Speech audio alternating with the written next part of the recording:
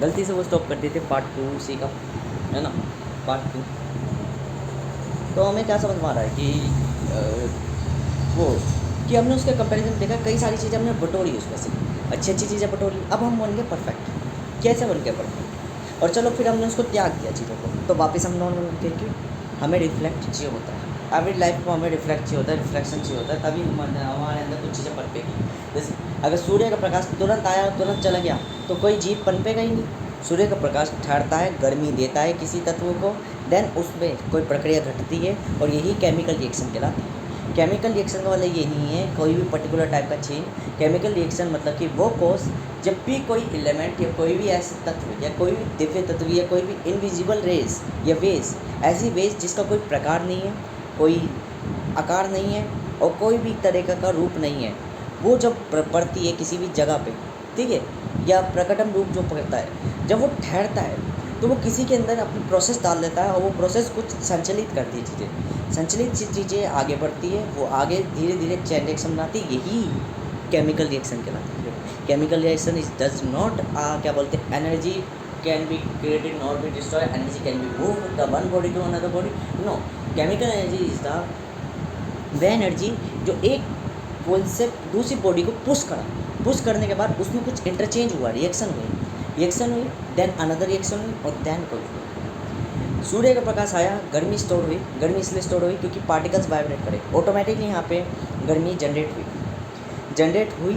या तो externally generate करते थे या वो। अब जनरेट जब हुई तो ये जो प्रोसेस थी ये आगे फर्दर उसमें काम करेगी, और अगर कोई हार्ट टिश्यू नहीं है तो ये डिज़ोल्व नहीं होएगी, ये एब्जॉर्ब नहीं होएगी, ये आगे तो आगे मूव करेगी और ये क्या हो जाएगा, एक लिविंग बीइंग पनप जाएगा।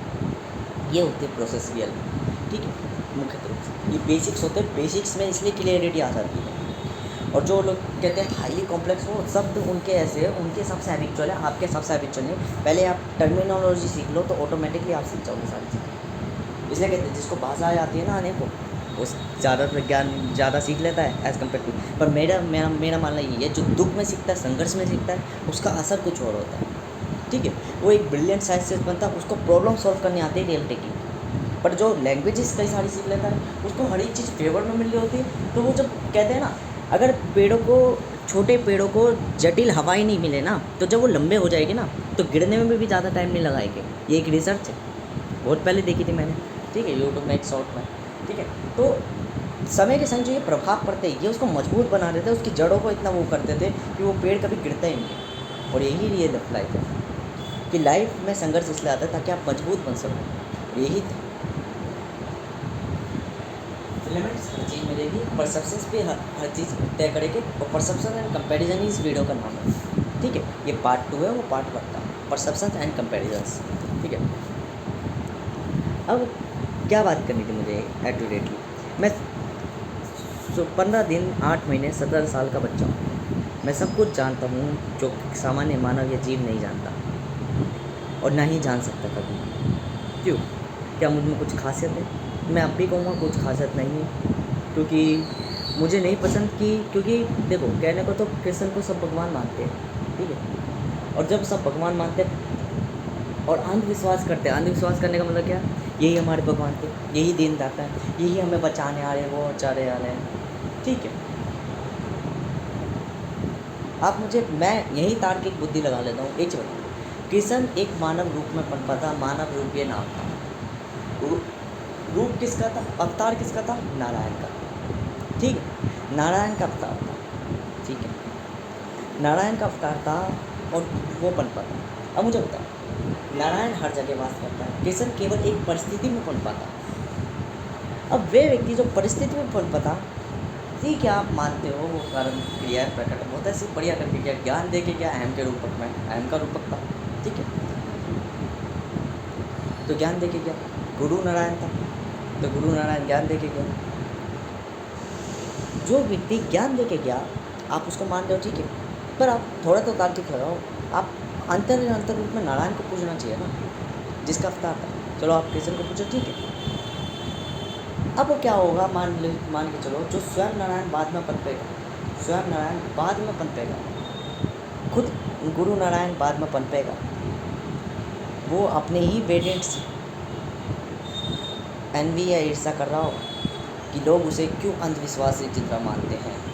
अतः यूँ कह लो, स्वयं आपका माधव या किशन, स्वयं माधव या किशन अपने आप को कह रहा होगा कि लोग अंधविश्वास क्यों कर रहे हैं। मैंने कहा ना कि मान के चलो, अगर मैंने किसी को एक शब्द कह दिया गलत, तो अगले ही पल मेरी दृष्टि और प्रकटम क्रिया है मुझे उस रूप में ले जाएगी जहाँ मैं यूँ कह रहा हूँ, खाल उतारो इस मादा चौथ स्वर की।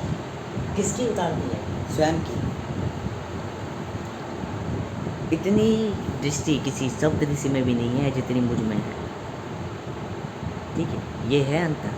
केवल और केवल इतना ही अंतर है कि एक शब्द ऋषि जब प्रभावित होता है तो अपने प्राण हित में आते हैं, वो मृत्यु को अंतिम जीवन मान लेता है।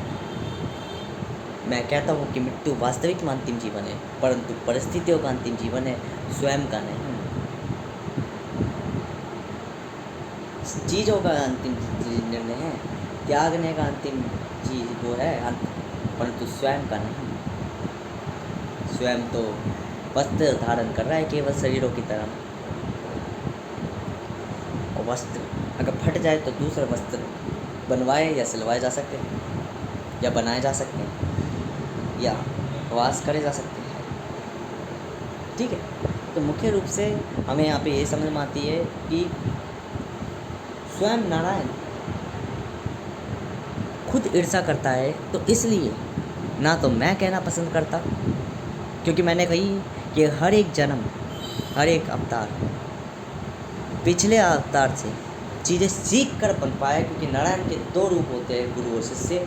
एक रूप जो सिखा रहा होता है और दूसरा रूप वो जो सीख रहा होता है परिस्थितियों से। ठीक है, एक जो परिस्थितियों को सिखा रहा है और एक परिस्थितियों से सीख रहा है, ये दोनों रूप उसके अंदर होते हैं स्वयं और अहम के, जहाँ वो चीज़ें समझता है कि हाँ मैंने क्या गलती करी, ठीक है मैं स्वीकार करता हूँ, अगले जन्म में नहीं करूँगा, तो अगले जन्म में अलग तरीके की क्रिया करती है।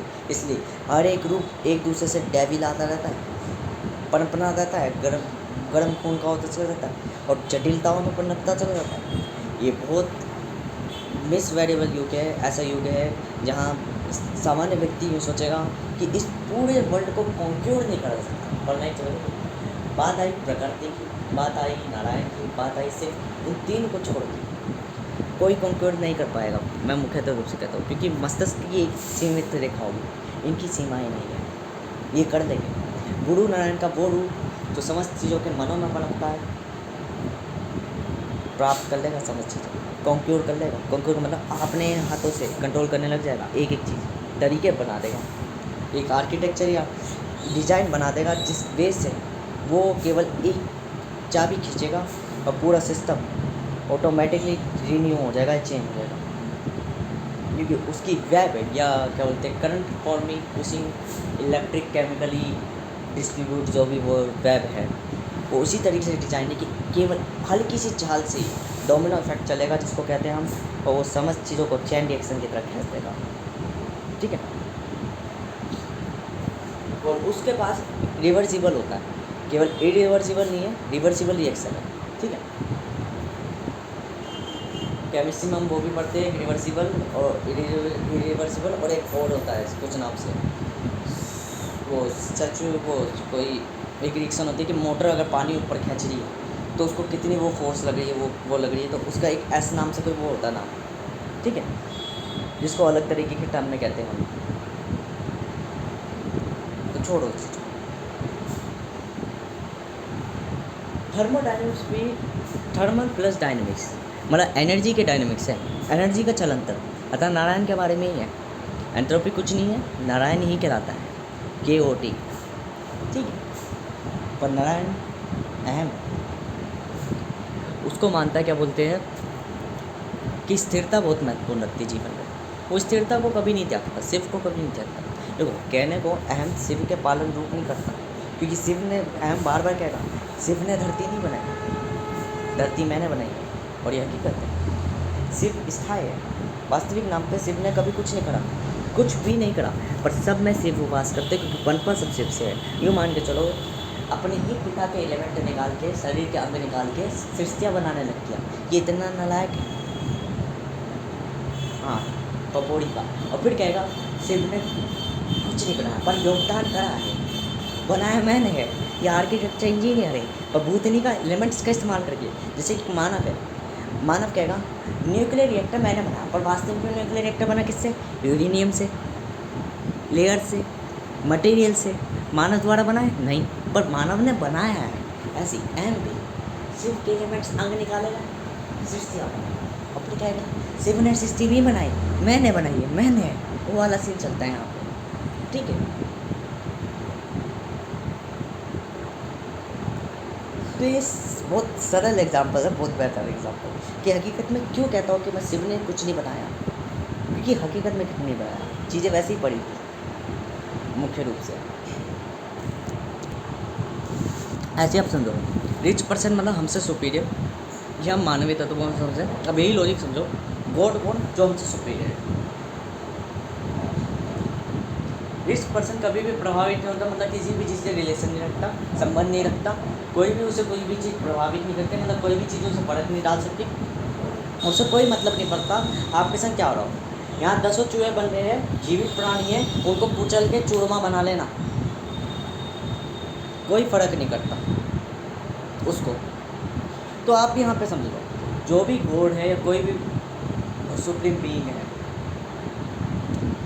कोई महत्व नहीं रखता। आप फौज में अपने देश के लिए रहो, कुछ भी करो, उसने एक तंत्र बना रखा है, सिस्टम बना रखा है, वो अपने आप हिसाब कर लेता है किसका क्या हिसाब है। बस उसका एक ही मूल्य तत्व है, वो एक ही चीज़ में तोलते हैं। जैसे मानव धर्म में तोलता है, किसकी क्या वैल्यू है, वो एक ही धर्म में तोलती है, एहसास होता है। तुम कितने एहसासों को ठेस पहुँचा रहे हो, कितने एहसासों को वो कर रहे हो, कोई मैटर नहीं करता। साधारण एग्जाम्पल बताओ, साधारण लगेगा पर मैं चिंता नहीं करता।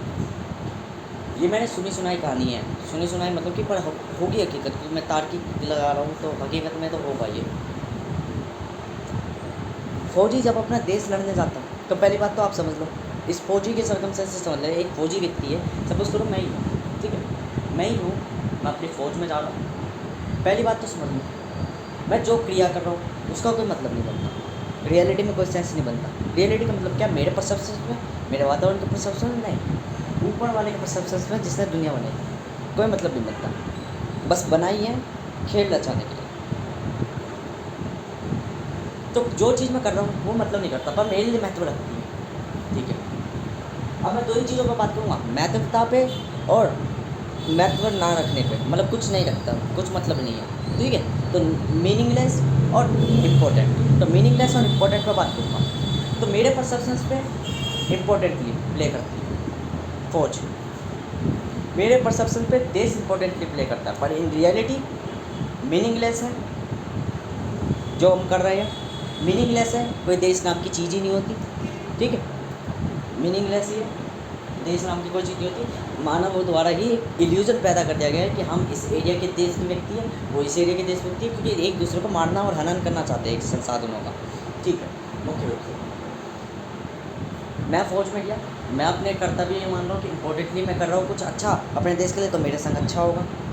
मैं गया वहाँ पे, मेरी बीवी 6 महीने तक वो है। अब यहाँ पे प्रभाव उत्पन्न हो जाएगा प्रकृति के पे, या तो किसी घर वाले के संग लग जाएगी, या किसी बाहर वाले के संग लग के अपने अंदर को चैन सुख दे रही होगी, क्योंकि हकीकत में हमें तो चैन मिल रहा है कि हम क्या सोच रहे हैं, हमारे चिंतन यूँ कह रहा है हम फौज में हम बढ़िया काम कर रहे हैं, ऊपर वाले को कुछ फ़र्क नहीं पड़ता, वो कह रहा है मीनिंगलेस है।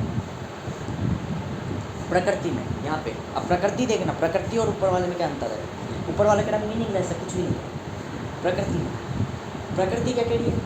उसको बेचैनी हो रही है, अंदर हो रहा है, क्योंकि अब उसके पास नहीं है, तो उसके लिए इंपॉर्टेंट प्ले क्या करेगा? सेक्स, अपनी हवस पुचाएगी, बस वहाँ से वो प्रक्रिया चलेगी। तो लॉजिक्स चल रहे हैं यहाँ पे, अलग अलग लॉजिक चल रहे हैं, एक लॉजिक ये चल रहा है, एक लॉजिक ये चल रहा है, एक लॉजिक ये चल रहा है, तो डिफरेंट टाइप्स ऑफ लॉजिक चल रहे हैं। डायमेंशनली पता चला मीनिंगलेस है, हाँ मैंने कहा लॉजिकली पता चलता है, रियलिटी तो नहीं, डायमेंशनली पता चलेगा, क्योंकि लॉजिक प्रणालियाँ तो ये कहेगी one step to one step another step to connected, ठीक है ना। तो क्या हुआ? यही हुआ कि भाई ब्रेक हुई, बैंड हुई और बिल्ट हुई। ब्रेक बैंड कैसे, बिल्ट कैसे हुई?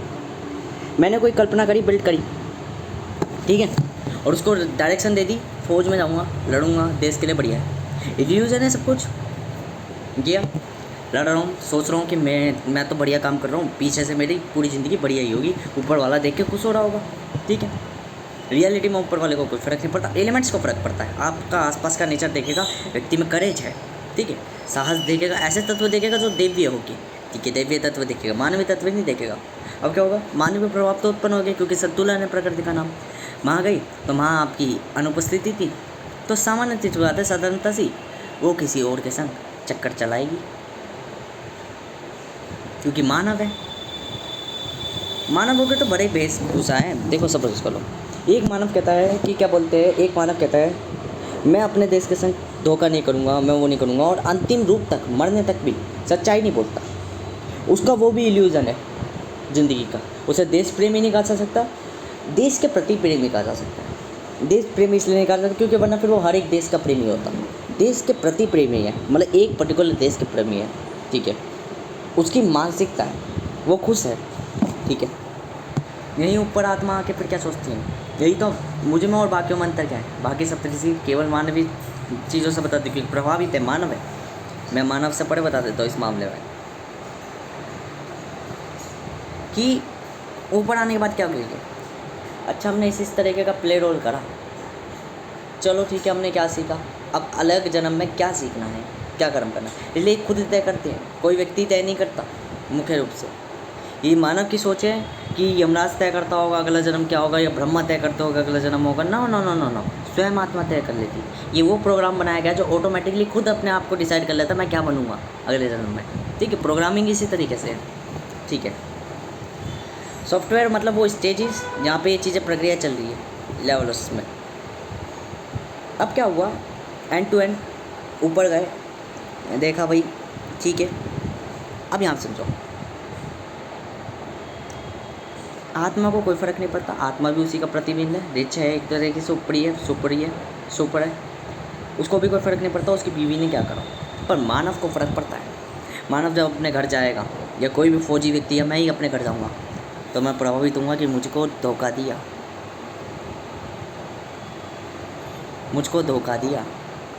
मैं कहूँगा ऊपर वाले मेरी क्या गलती थी। पर रियलिटी में लाइफ इज़ मीनिंगलेस, लाइफ का कोई मीनिंग ही नहीं है। तो क्या होगा, क्या होगा अगर वो खुश हो रही हो कि मैंने तो ये सब चीज़ें करके लाइफ का कोई मीनिंग नहीं है, वो भी मेरी तरह यूँ सोच रही हो कि लाइफ का मीनिंग नहीं है। तो लाइफ का बेसिक मीनिंग नहीं है, लाइफ का कोई मीनिंग नहीं है, पर लाइफ के अंदर नेचर है, लाइफ के अंदर नीति है, नियम है, नियमों अनुसार, नीति अनुसार चीज़ें दोहराएगी। तुमने तो कर दिया अपने मानवीयता से दिखा के, अब उसके उत्पन्न प्रभाव भी देख लेना आने वाले सालों वर्षों में कि तुम्हारे संग क्या दीर्घकालिक रूप कटेंगे। तो बाहरी रूप में तो कुछ नहीं दिखेगा। बाहरी रूप में क्या होगा, हो सकता है कि वो बुढ़ापे तक दोनों मियाँ बीवी साथ रहे और बीवी ने कितने कांड करे हों, पर पति भी फिर कम नहीं होगा, पति भी अपने आप काम कर लेगा। यूँ समझ लो, एक व्यक्ति था फौज में, ये मैं थोड़ा एक इल्यूजन टाइम बॉन्ड करके बता रहा हूँ। एक व्यक्ति था फौज में, एक महिला के संग रेप करके आ गया, बलात्कार करके आ गया और अपने आप को सुपीरियर समझ रहा। और उसको क्या पता थी, उसकी घर की बहू को भी कोई कर चुका बलात्कार। इसलिए क्रियाएं बहुत घटती है अलग अलग तरीके से। प्रकृति है, बेशक प्रकृति मीनिंगलेस है, या प्रकृति का कोई मतलब नहीं है। कोई क्या घट रहा हो, कुछ क्या घट रहा हो, कोई मतलब नहीं रखता। क्या हो रहा हो, कोई मतलब नहीं रखता। लाइफ कैसी चल रही हो, कोई मतलब नहीं रखता। आप लाइफ को परफेक्ट समझते हो, आप सबसे बड़े बेवकूफ़ हो, क्योंकि life is not a perfect, life imperfect है, ठीक है। अगर आप में सोचो लाइफ इज़ रियल तो आप भी बेवकूफ़ हो। Life is not a real, life जो चल रही है वो चल ही रही है, ठीक है। अभी किसी भी मोड़ पे चले अनप्रिडिक्टेबल है, ऊपर वाले के प्रिडिक्टेबल है। ऊपर वाले का मतलब कि गॉड के लिए नहीं, प्रकृति के लिए प्रिडिक्टेबल है। मैं जानता हूँ कि मैं क्या कर रहा हूँ, वो मेरे को पता है, ठीक है। मेजॉरिटी ऑफ टाइम मेरे मन को पता है कि मैं क्या कर रहा हूँ, मैं सांसें ले रहा हूँ, वो कर रहा हूँ, बस मैं इसे इग्नोर कर दे रहा हूँ मुख्य रूप में, ठीक है। पर मुझे पता है, ध्यान लगाऊंगा तो मुझे सांसें भी, धड़कनें भी, मस्तिष्क की प्रक्रिया भी पता चल जाएगी कि मेरा मस्तिष्क भी कैलकुलेशन कर रहा है, ठीक है। मेरे मस्तिष्क में भी कई चीज़ें, ढांचे वो कर रहे हैं। पर ये ध्यान की स्टेज पर निर्भर करता है, तेज पर निर्भर करता है आत्मा के, कि आत्मा कितने तेज पे मुख्य रूप से। तो ये चीज़ें ध्यान लगाने पर आएगी। ध्यान नहीं लगा रहा, डिस्ट्रैक्ट हो जा रहा हूँ, तो मैं नहीं कर पाऊँगा कैलकुलेट। मैं यूँ सोचूंगा कि मेरे अंदर कुछ अलग बीइंग है या अलग कोई वो है, पर रियलिटी में वो मैं ही हूँ, ठीक है। मेरी सोल ही है जो मेरे को कह रही है, बस मैं उसको इग्नोर कर रहा हूँ। जैसे एसी चल रहा है, पंखा चल रहा है, पंखे पे मैं ध्यान ही नहीं लगा रहा, तो पंखा चल रहा है, मुझे पता ही नहीं चल रहा कि पंखा भी है नाम यहाँ पे। पर यदि पंखा बंद कर दिया तो वो मुझे प्रभावित कर देगा, मैं कह दूँगा हाँ यार गर्मी लगने लग गई। ऐसी आसपास की वायु शीतल चल रही है, मुझे कोई फ़र्क नहीं पड़ रहा, पर अभी कहीं से कोई इफ़ेक्ट हो गया, कोई बारिश टपक गई तो बारिश क्या होगा, आसपास का वातावरण ऐसा हो जाएगा जैसे सांसें नहीं आ रही है, या ह्यूमिडिटी बहुत ज़्यादा हो गई, गर्मी बहुत बढ़ गई। क्यों? हर एक चीज़ आपको प्रभावित करती है, एवरी एलिमेंट प्रभावित करती है। पर परफेक्ट ये ध्यान रखो, एलिमेंट्स दो टाइप के, एक परछायांतर और एक छायांतर, एक मानवीय और एक दिव्य। ठीक है, तो मुख्य रूप से हमें यही समझ में आता है यहाँ पे आइडेंटिटी यहाँ पे यही होती है कि ये पार्ट 2 है परसेप्शन एंड कंपैरिजन का। पहली बात तो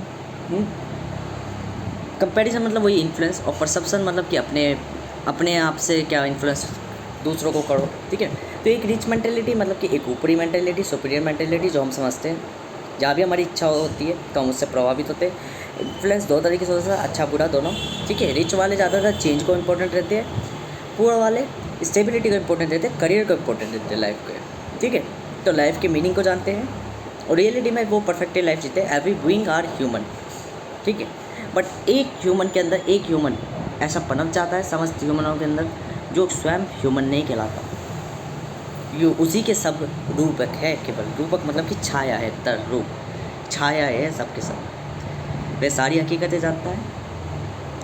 मैं ये सारी चीज़ें इसलिए बताता रहता हूँ, मैंने कहा था मैं अगर डायरेक्ट समय का मतलब बताऊँगा तो कोई कुछ नहीं समझेगा, गलत मीनिंग समझ लेगा समय का। परंतु यदि मैं समय के संग धीरे धीरे उदाहरण बताऊँगा, धीरे धीरे धीरे धीरे करके, तो आपको ना मीनिंग बताकर भी मीनिंग बता दूँगा कि हूँ कौन या है कौन।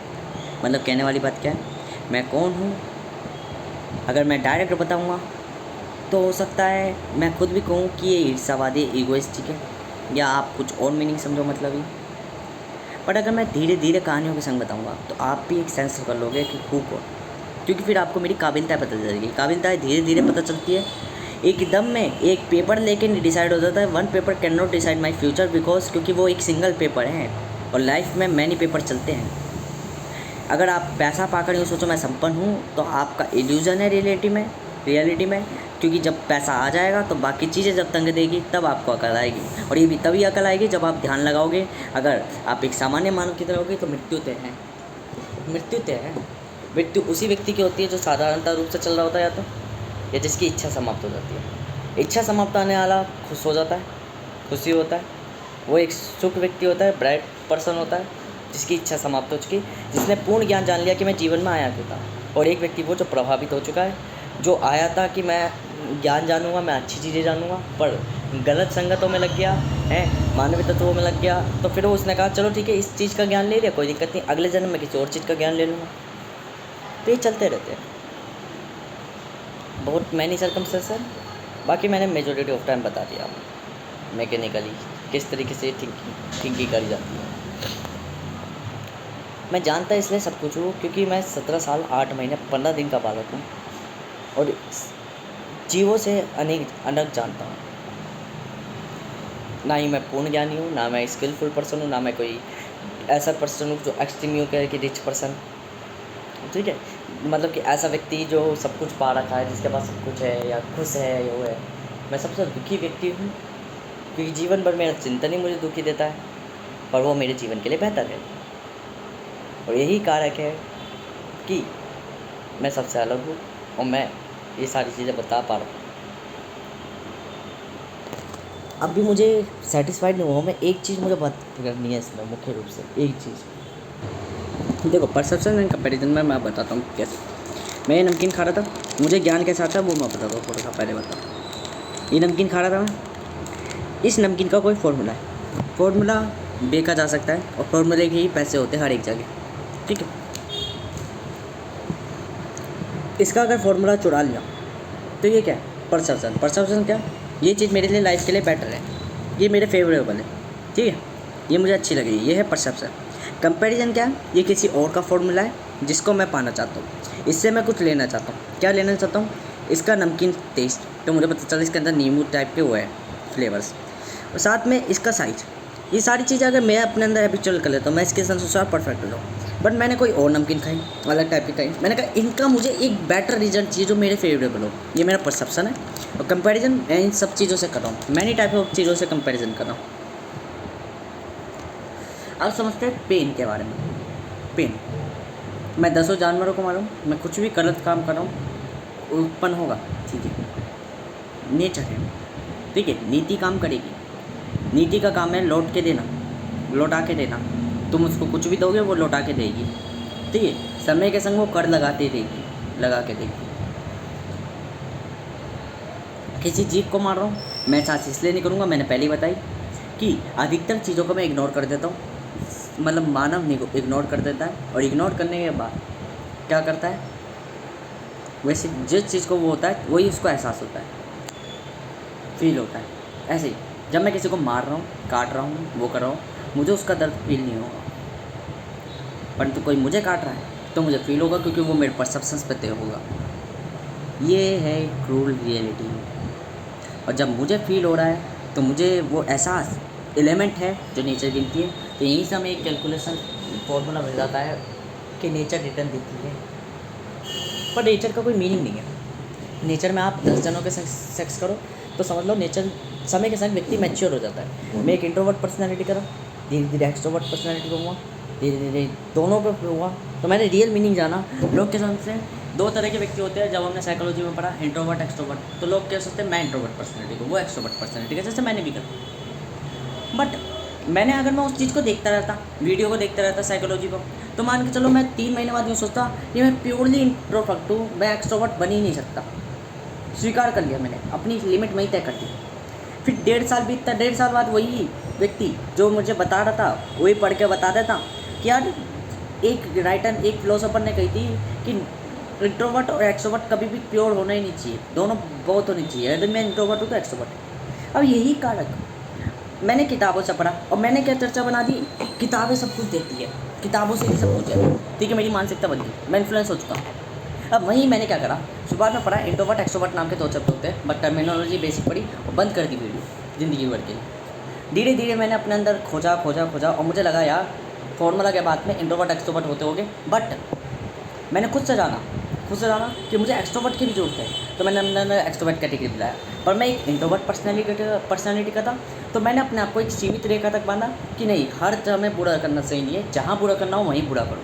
इंट्रोवर्ट प्लस एक्सट्रोवर्ट, मैं वही चीज़ 3 महीने 2 महीने में जान गया, और इतना परफेक्ट जाना कि लाइफ का कोई मीनिंग मुझसे पूछे और मैं बताऊँ, ठीक है। अब वहीं दूसरी जगह क्या हुआ, दूसरी जगह अगर इसका अपोजिट कर दें कि पहले जो व्यक्ति एक्सट्रोवर्ट है बाद में इंट्रोवर्ट बन रहा है, तो ठीक है, उसने जाना एक्सट्रोवर्ट यार सब कुछ है, ठीक है, लाइफ में वो है, बढ़िया केओस है, ये सब कुछ है, ठीक है, एवरीथिंग इज सोशल, ये ठीक है। बट उसने जाना रियल मीनिंग और रियल लाइफ का वो सेंस, तो इंट्रोवर्ट से निकलता है तो ये एक सक्सेसफुल पर्सन बन जाएगा। हो सकता है ये क्या बोलते हैं, एक अमीर व्यक्ति बन जाए, जैसे एलोन मस्क क्या बोलते हैं, माइक्रोसॉफ्ट का ओनर, या बाकी जने जो एक्सट्रोवर्ट पर्सनैलिटी के रियलिटी में, मार्क जकरबर्ग जो एक्सट्रोवर्ट पर्सनैलिटी के, ये इंट्रोवर्ट नहीं है, ये इंट्रोवर्ट बने हैं क्योंकि इनको कुछ नया लाना था, तो ये अकेले हुए हैं, ये एक्सटर्नली अकेले हुए हैं। बट इंट्रोवर्ट जो अकेला ही रहना पसंद करता है, फिर बाद में वो सोशली हुआ क्योंकि उसे पता चला दोनों की महत्वता है। आए दोनों बोध में, वो भी बोध माया, वो भी बोध माया। जो बोध माया वो रिच बन गया, और जो नियमों अनुसार बना कि प्रकृति में पहले बालक पनपता है फिर युवा पनपता है, युवा एक्सट्रोवर्ट क्वालिटी का होता है, ये एक्सट्रीम रिच बना। कि जो एक्सट्रीम रिच होते हैं, जिसके पास सब कुछ होते हैं, वो किस्मत से ही होते हैं। किस्मत मतलब परिस्थितियों द्वारा ही तय होता है, मतलब नेचर प्रिडिक्टेबल होती है कि कौन क्या बनेगा। मैं ये बताना चाहता हूँ, संपन्न आप भी बन सकते हो, क्योंकि देखो कहने का तो मैं कितना भी कहता रहूँ, मैं खुद एक ऊंची जात का होने के बाद भी फिर भी नीची जात वाले को यूँ कहूँगा कि तुम भी एक ऊंची जात बन सकते हो। तुम बस अपने आप को समझना बंद करो कि तुम नीचे हो। परंतु मैं समाज को नहीं बदल सकता, समाज के नेत्र कभी नहीं बदल सकता, या परिस्थिति या प्रकृति के नियम कभी नहीं बदल सकता, कि रियलिटी में वो आपको नीचे की तरफ ट्रीट करेगी ही करेगी। ये तुम मेरी करुणा कह लो या मेरे वो कह लो, मेरे सेंसेस कह लो कि जो मुझे गॉड बनाती है, मुझे देव्य बनाती है या डिवाइन बनाती है, कि मैं किसी प्राणी को अलग नहीं समझता, बल्कि ये सिस्टम मैंने जनरेट करा, इस सिस्टम के अंदर वही सारी चीज़ें तत्व अपने आप पनप गए हैं, मिस वेरिएबल, जो कि भेदभाव करते हैं। मैं नहीं करता,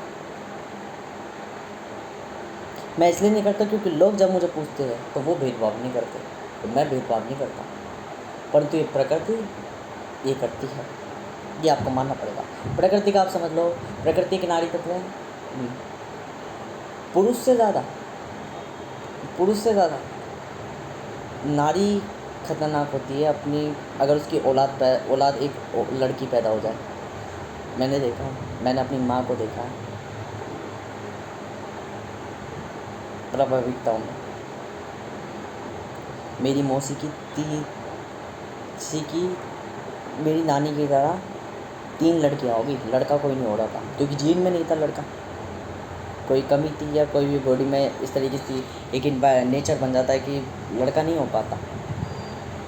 तो लड़के की उन्हें अहमियत पता चली और इसका सामाजिक प्राणी है, इसलिए मैं अपनी माँ से ईर्ष्या करता हूँ। वैसे तो मेरी छोटी वाली मौसी आई, उनकी एक लड़की हुई और बाद में वो लड़का चाह रही कि लड़का हो, एक लड़का हो जाए बस बहुत है जीवन में। सामाजिकता ही थी। मैं कहता हूँ कि लड़का हो या लड़की हो कोई मैटर नहीं करता, पर होना कुछ भी हो कोई मैटर नहीं करता। आप बस औलाद की वो रखो, लड़का लड़की की वो मत रखो कि लड़का है या लड़की है। वे लड़का लड़का लड़का लड़के लड़के लड़के लड़के लड़के चलिए। मैं कहता ना, लड़के के पीछे क्यों पड़े हो, लड़की भी होती तो क्या दिक्कत है। कहते तू अपनी जवान बंद कर, तुझे ना पता कुछ भी क्या है, तू अपना दिमाग में चला कर। मैंने ऐसे मजाक में, क्योंकि एक प्रभाविकता हो जाती है कि हमारे बोले हुए शब्द ना सच हो जाते हैं, यूँ कहने वाली बात। तो एक व्यक्ति को जब कहते हैं ना तेरे बोले हुए शब्द सच हो जाता है, तो वो भी मानने लग जाता है कि हाँ शायद मेरे बोलने से सच हो जाता है। मैंने बच्चा था, मैं 13-14 साल का, मैंने कह दी लड़की होएगी।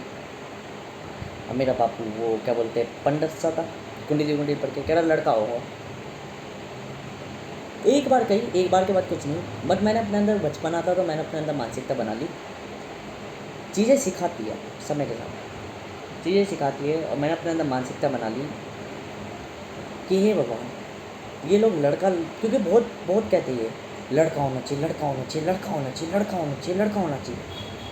पागल हो गए थे लड़कों की तरह, अत्यधिकता अपनी एक जगह दिखाने लगे थे कि यही भगवान है, यही भगवान है, यही भगवान है, लड़का ही सबसे महत्वपूर्ण है जीवन में, खुद का ही लड़का सबसे महत्वपूर्ण है जीवन में। भले तरीके और भी थे कि गोद ले लो लड़का, पर नहीं, लड़का ही महत्वपूर्ण है जीवन में। क्या हुआ, मैंने कहा हे भगवान, हे नेचर, हे प्रकृति, अगर तू लड़की की लाज रखती होगी या औरतों की लाज रखती होगी, मैं खुद शुरुआत से ऐसे ही था, औरतों का पक्ष देने में, जहाँ जो अल्पसंख्यक है मैं उसकी तरफ चला जाता हूँ, जिसके संग अन्याय हो रहा होता है मैं उसकी तरफ होता हूँ हमेशा से। मैं कभी भी गलत के साथ नहीं होता, अर्थात जहाँ मैं होता हूँ, धर्म अपने आप होता है, सत्य अपने आप होता है। तो मैं गया, मतलब मैं उसकी साइड था कि लड़की हो, हुआ लड़का, ठीक है कोई दिक्कत नहीं। मैं थोड़ा डिमोटिवेट हो गया था कि बात सच नहीं हुई, क्योंकि मैं मानवीय तत्वों से बंधा हुआ था। मानवीय मतलब प्रभाविकता तो क्या बोलते हैं, चीज़ें कॉन्शियसनेस यूँ कह कोई दिक्कत नहीं, होता रहता है गलत, नेचर ही गलत है, नेचर ही ऐसी मीनिंगलेस। ये 13-14 साल की उम्र का बात बच्चा जान रहा है, बच्चा चिंतन कर रहा है, सोच रहा है, थिंकिंग कर रहा है। जब मैं 9th क्लास में था शायद, 13-14 साल का, ठीक है, मैं अपने घर गया रामपाड़ा, मेरी माँ कहती है हो गई, निकल गई तेरी, देख कहा था ना लड़का होगा। देख, जिस औरत ने खुद के बच्चों से ज़्यादा अपनी बहनों के बच्चे को अपने, देखो फ़र्क ये नहीं करता, फ़र्क ये नहीं करता कि तुम किसी जीव को पूज रहे हो, फ़र्क ये करता है कि आप स्वार्थ के रूप में पूज रहे हो। मैं अपनी माँ से इसलिए भी चिढ़ता था कि मेरी माँ मुझे तो रोटी देता करती थी, एक बार उसने ये कह दिया था कि बंदरों को खिलाने लग गए तो भूखे मर जाएंगे। तो मैंने कही थी कि हमें भी खिला के क्यों भूखे नहीं मर गई। बंदर को मैंने 2 रोटी क्या दे दी, उसने पता क्या कहती थी, तेरी रोटी नहीं बनाऊंगी, और बनाई नहीं थी उसने।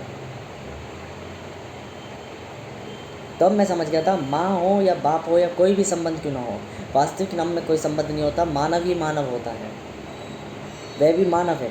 मेरा पिता ही क्यों ना हो, मैं यूँ कहूँ कि वो मेरा पिता है तो मेरा पिता पुण्यवान होगा, पर वास्तविक रूप में वो एक मानव है, वो एक दुष्ट पापी भी हो सकता है।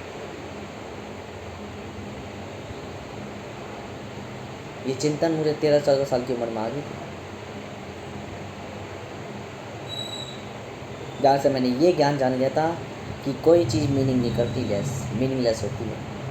मेरे माँ बाप ही क्यों ना हो, पापी वो भी हो सकते हैं। मेरे माँ बाप ही क्यों ना हो सकता है जरूरी नहीं वो परफेक्टेड हो जैसे मैं कल्पना कर रहा हूँ कि वो मेरे पिता है, परंतु वो भी एक मानव है, उसके अंदर उनके अंदर भी एक वासना या प्रभावित हो सकता है कि एक ऐसी भी दुनिया हो। जब मैं कोई यूट्यूब नहीं देखता था, जब मैं वैश्वीकरण व्यक्ति नहीं था, तब मैंने ये कल्पना कर ली थी हो सकता है एक बाप अपनी बेटी के संग भी बलात्कार करता हो। तब मुझे पता चला कि विदेशों में ये चीज़ें होती है, घटती है।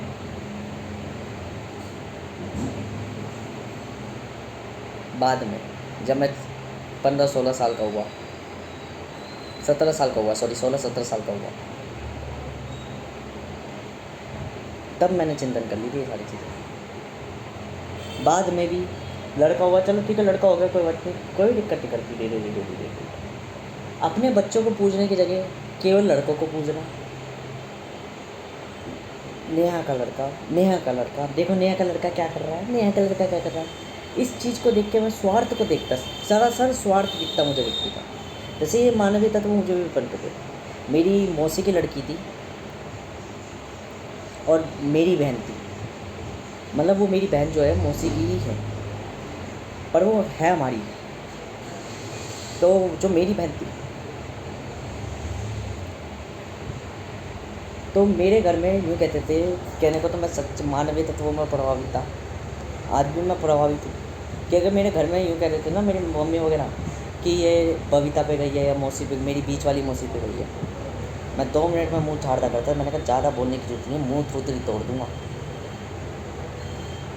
क्योंकि वो बड़ी हो रही है, उसको पता चलेगी तो बेफालतू में मानसिकता पनपेगी। वो भी मैं प्रभावित था। दूसरी चीज़, दोनों बहनें थी आपस में खेलती, तो मैं ज़्यादातर प्रायोरिटी अपनी वाली को दे रहा। फिर बाद में मैंने अपनी परिस्थितियाँ इस तरीके से बन गई कि मुझे रियलाइज़ हुआ कि स्वार्थ गंदा है, मानव स्वार्थ रखता है। तो मैं ऐसा करने लग गया कि एक बाप अपने बेटे को क्यों संपत्ति पकड़ा के ले जाता है, जैसे कि दिखा भी था वीडियो में कि एक पिता बिन सोचे अपने बेटे को संपत्ति क्यों पकड़ाते ले जाता है। तब मैंने रियलाइज़ करा कि ये काम तो मैंने भी करे थे, सूक्ष्म रूप में करे थे, पकड़े सही थे। तो ऐसे चीज़ें प्रभावित हो जाती है, उनकी चिंतन बंद हो जाता है। मैंने कहा इस चिंतन से ऊपर ही चला गया मैं, ऐसे मैं रिच बना, ऐसे मैं एक धन और पाया, संपन्न पाया, संपत्ति पाया, वास्तविकता ज्ञात करी मैंने। प्रकृति के लिए आप भला करने की सोचो तो हमेशा ध्यान रखो गर्दन आपकी भी कट जाएगी। भगत सिंह ने आवाज़ उठाने की कोशिश करी थी, फांसी में चढ़ गए थे। निकोला टेस्ला ने विश्व कल्याण करने की सोची थी, साफ कर दिया गया था। एक पेट्रोल की खपत के चार एक ने पानी वाली कार बना दी थी, गायब कर दी गई थी। इसलिए मैं कहता हूँ बुद्धिमानी अलग अलग रूपों में दिखती है। बुद्धिमानी जैसी चलती है, आप कभी यूँ मत सोचो कि आप जो सोच रहे हो वही दूसरा सोच रहा होगा। प्रकृति बहुत डाइवर्स है, बहुत वो है,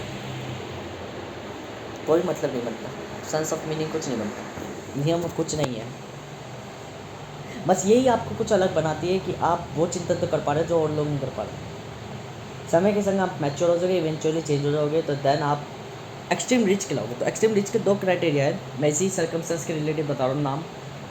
पहली चीज़, मैं एक्सट्रीम रिच इसलिए था कि मैं ये कल्पना कर पा रहा केवल लड़का ज़रूरी नहीं है, बालक ज़रूरी है, ठीक है, और बालक भी ज़रूरी नहीं है, अनाथ आश्रम से ले आओ वो भी ज़रूरी है, एक जीव ज़्यादा ज़रूरी है, ठीक है। पहली थिंकिंग मैं ये कर पाया कि पहली थिंकिंग क्या कर ली मैंने कि जैसे वो लोग प्रभावित हो रहे थे कि लड़का लड़का, तो मैंने एक सही का रास्ता दिया, सत्य का रास्ता दिया, सच का रास्ता दिया।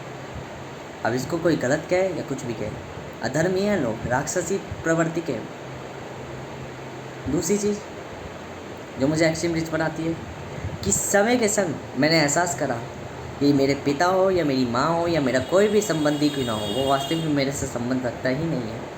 वास्तविकता में तो कोई संबंध नाम की चीज़ नहीं होती। अर्थात वास्तविक में मेरा पिता केवल पिता इसलिए नहीं है कि वो मेरा पिता है, वो एक मानव भी है, ये मुझे जानना पड़ेगा। और यदि वो अधर्म करेगा तो वो उसका वो पाप का दंडनीय होगा। बेशक कितना भी वो क्यों ना हो, वो अगर बलात्कार करेगा तो उसका हशर भी बुरा होगा। और अगर मैं यूँ कहूँ कि वो मेरे पिता है, तो वो मैं अपने पिता ही रूप में, मैं अपने पुत्र रूप में कह रहा हूँ, परंतु वास्तविक रूप में वो एक बलात्कारी भी कहलाएगा, शराबी भी कहलाएगा और एक पापी भी कहलाएगा। कहने को ये तीनों गुण मेरे बाप में नहीं है, पहली बात तो ये मैं मुख्य रूप से बता रहा हूँ केवल, ठीक है। ना तो मेरा पिता शराब पीते ना कुछ पीते, सीधे साधे बोंगा पंडित है। पर मूर्ख है और लालची, मानवीय तत्व से ज़्यादा प्रभावी, पूर्ण पंडित की पहचान है। तो ये जो है, मैंने अब तक जो बताई सरकमस्टेंस में, कि पहले मेरे को एक्सट्रीम लिस्ट इसलिए बना रही कि मैं एक इंट्रोवर्ट हूँ, इंट्रोवर्ट से एक्सट्रोवर्ट बन रहा हूँ। दूसरी चीज़ मुझे इसलिए बनाई कि मैं धीरे धीरे रियलाइज़ कर रहा हूँ ये जो पीढ़ी है इंट्रोवर्ट से एक्सट्रोवर्ट बनना, तो मैं दोनों को एक्वायर कर रहा हूँ। ये मुझे एक्सट्रीम लिस्ट बना रही है, मतलब दो ही चीज़ें मुझे एक्सट्रीम लिस्ट बना रही है मेजरली। एक्सट्रीम लिस्ट का मतलब है जो पीछे से सब कुछ करता है, कि मुझे सब कुछ नहीं बोलना, मुझे जितना बोलना है मुझे पता है, ज़्यादा से मुँह नहीं लगना। तो पहली जो मुझे बना रही है वो ये चीज़ बना रही है कि मैं सही की साइड हूँ। सही क्या है कि मैं पहले इंट्रोवर्ट था, देन एक्सट्रोवर्ट बन रहा हूँ। और दूसरी चीज़ एक्सट्रीम कैटेगरी का, मतलब एक्सट्रीम कैटेगरी का हूँ मैं, जातिवाद हूँ मैं, ऊंची जात का तो हूँ, ठीक है। ऊंची जात का कि मैं इंट्रोवर्ट से एक्सट्रोवर्ट बन रहा हूँ, ठीक है। मतलब एक प्रकृति के नियमों अनुसार चल रहा हूँ। वरना अगर मैं शुरुआत से एक्सट्रोवर्ट पैदा होता तो मैं अपनी लिमिट क्या रखता कि हाँ मैं एक बिजनेसमैन बनता, मैं एक मार्क जगरबर्ग या ऐसा व्यक्ति, संपन्न व्यक्ति बनता। पर मैं उससे भी ऊपर बनूंगा कि मैं इंट्रोवर्ट से एक्सट्रोवर्ट बनूँगा। दूसरी चीज़ कि मैं दोनों को एक्वायर कर रहा हूँ, तो मैं एक्सट्रीम रिच बन रहा हूँ कि समय के संग मैं एवेंचुअली चेंज हो जाऊँगा। और जब मैं रियलाइज़ कर दूँगा कोई संबंध नाम की चीज़ नहीं होती, और यही हकीकत है। ये है परसेप्शन एंड कंपैरिजन पार्ट 2।